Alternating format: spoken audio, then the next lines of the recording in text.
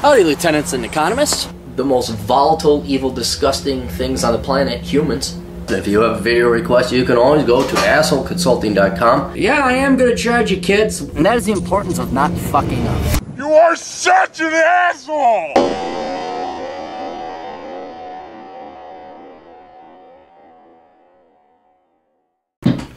Getting not so easy questions today. Hey Aaron, I'm a 30-year-old guy living in Grand Rapids, Michigan. I work in the public sector making $60,000 a year. I currently have $10,000 saved in the bank and $50,000 in a 401k.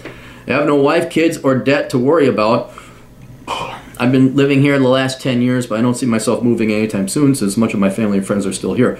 The cost of living is also relatively cheap compared to the rest of the U.S. However, I have noticed an increase in housing prices. I probably believe this is due to an influx of people moving here from the east side of Michigan. Yeah, Detroit sucks.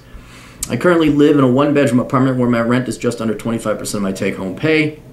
I have the ability to save $800 to $1,000 a month, but enjoy spending a lot of that on trips going abroad and pursuing other hobbies. I bought my first motorcycle last year, took the safety course, and I'm already looking to upgrade. I also enjoy mountain biking, hiking, rappelling, and anything related to the outdoors.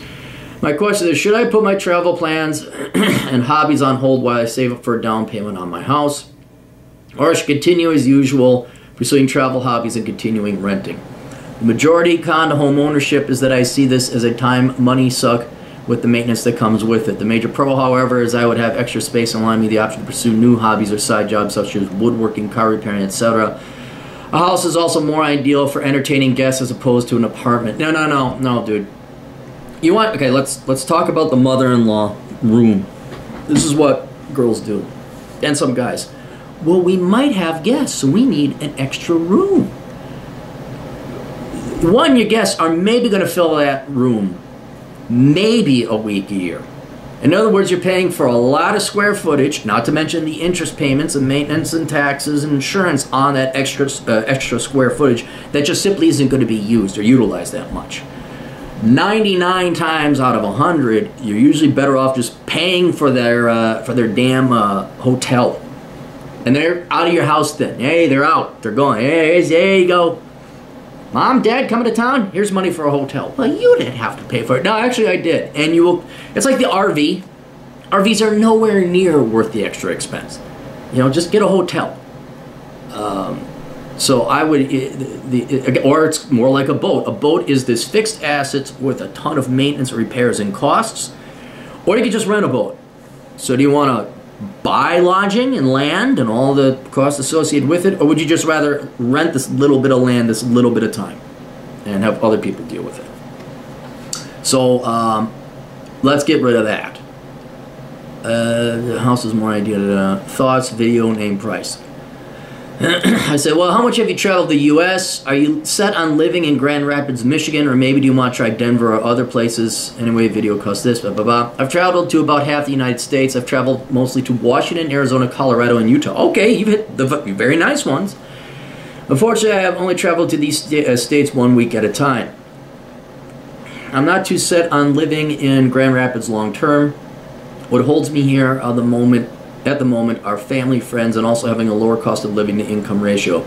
I also have an easy work life with a stable-minded boss. That's worth it right there. Maybe this is a blessing or a curse since I have gotten comfortable from a professional sense. I don't know. Denver is a very ideal place for me to pursue the outdoors and also meet slimmer, hotter women. Yeah, Michigan women don't really. I'm not picturing a young Anne Margaret when I think of Michigan women. However, my drawback to moving is having to start over socially and to live somewhere else that is more expensive. This would no doubt curtail my ability to save as much money. I would also take on the risk of not finding employment that pays as well while working under a psychotic boss. Yes, that's true. Hang on, moving, start over. As far as moving to Denver, I feel I'm weighing a few larger pros against several smaller cons. As far as staying in Grand Rapids, I feel that I'm weighing several smaller pros against fewer larger cons. I feel this is the same way with my original question about continuing rent versus buying a house. Let me know your thoughts and thank you for your time. And you overpaid me, which is nice. Alright, you do have a good thing in Grand Rapids, Michigan, but you're in Grand Rapids, Michigan.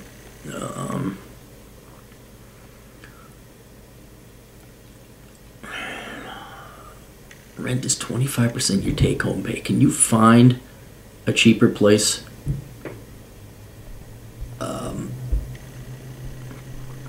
And I know you want these hobbies. All right, here's ceteris paribus. Here's what I'd recommend you do. I would continue to rent, but I try and cut. You need to save up money if you're going to want to move and buy somewhere else. So if you can keep your expenses low as possible within reason, I do that. Even if you got a room, I'd even say, well, not at 30. I'd say maybe move back in with your folks, but they probably wouldn't like that. Motorcycle. Yeah, and then you want to get a house so you can do woodworking and car repairing. Now you're talking expensive stuff because you got it. That takes room. That takes space. Where's the part about your family? You're not moving anytime soon. Much of your family and friends are still there. Okay, here's... In general, on principle, I would say cut your expenses now, build up savings, while at the same time, you're going to have to do reconnaissance and travel back to Denver, back to Phoenix, back to wherever these places are, and figure out where you'd like to live. I know you think that traveling would be a waste of money, but it's not, because you're trying to figure out where to go, where to move. And it's not going to be fun necessarily. You're just going to go to these places and drive around. Get used to the traffic. Do I like this place? Do I like that place? You know, it's all it is driving. You drive, and you go to this place, you maybe check out some hiking. You go to that place, you check out some hiking. Get my book, Reconnaissance Man, if you want a list whittled down to like a top 10 cities list. But with you and rappelling and biking, you might like Utah. You might like St. George. If you could afford Moab, Utah, I'd recommend that, but that's very pricey.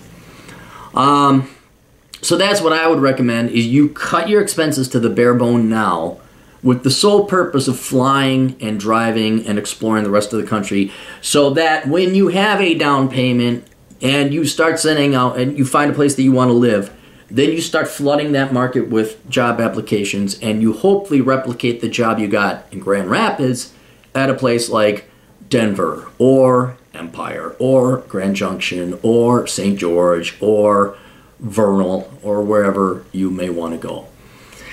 But since you don't see yourself leaving anytime soon and you don't have enough money for a down payment, this is what I'm going to recommend you at least look into doing. If you have your family and friend and you are 30, that means you still have some buddies that need a place to rent or family members that need a place to rent. Which is, you're still going to have to do a background check, and hey, you're no bullshit, just because people, family and friends will take advantage of you. So you're going to have to be a hard ass on this one. But while you're still relatively young, what I'd recommend you do is you find a house that has like 2 or 3 rooms. Okay, you live in one and you rent out the other rooms to some buddies. Okay, and what this will do is 2 things. One, it'll help with your cash flow.